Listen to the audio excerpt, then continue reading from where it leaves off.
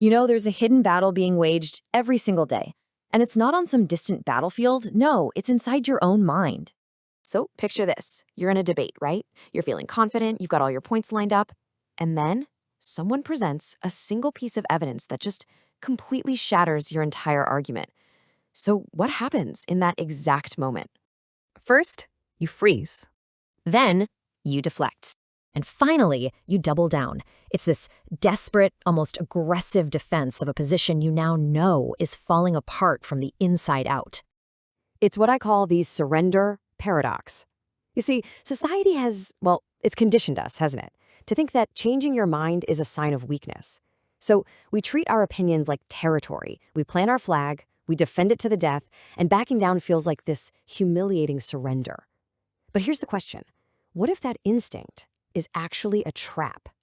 This leads to the next piece of the puzzle, your brain's own self-defense. Think about it. Why is it so incredibly hard to just say the words, "I was wrong"?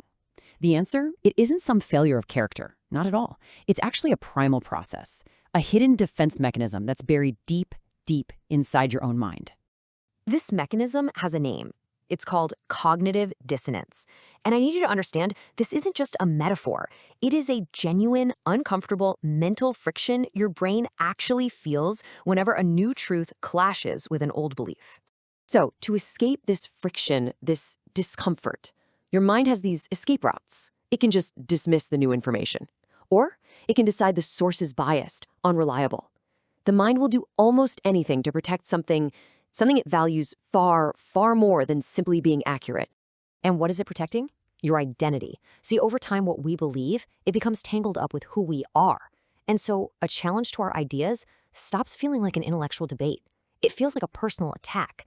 Thinking is no longer about investigation. It becomes a desperate defense of the self. And this defensive state, it traps the mind. It locks it into one of three cognitive prisons. These are psychological roles we play, and they're not designed for learning. They're designed purely for protection. So let's break these down. First, you've got the preacher. For the preacher, beliefs are sacred truths. They're not up for debate. Then there's the prosecutor. For them, any disagreement is a battle. Evidence isn't for learning, it's just ammunition to prove other people wrong. And finally, the politician. Ideas are just social currency, used to win approval from an audience. You see the pattern? All three are designed to protect what you already believe, not to improve it.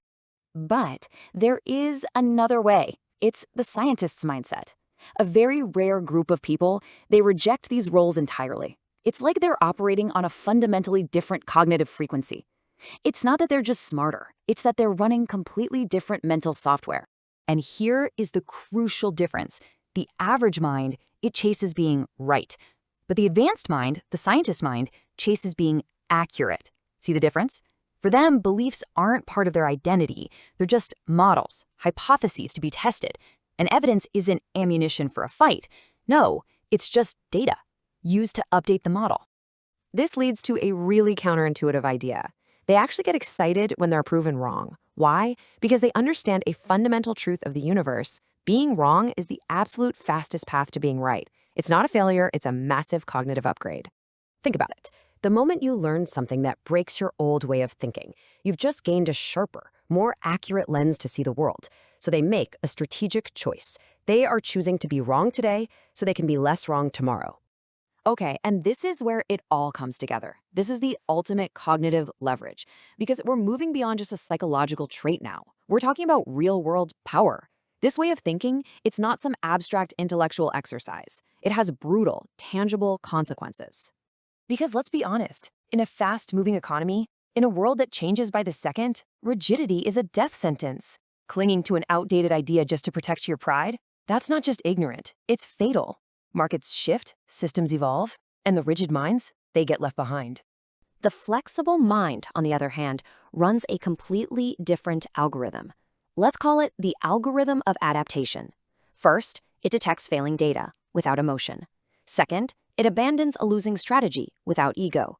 Third, it pivots to a better solution instantly. And when you do that, you become almost unstoppable. So I want to leave you with a warning. The most dangerous thinkers are not the people who feel unsure, but the people who feel completely certain. See, the goal isn't to be the person who always has the right answer. The goal is to be the person who updates their answers the fastest when reality itself changes.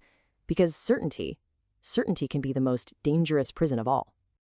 And that leaves us with just one final, unavoidable question, one that you have to ask yourself. Are your beliefs assets, or are they cages?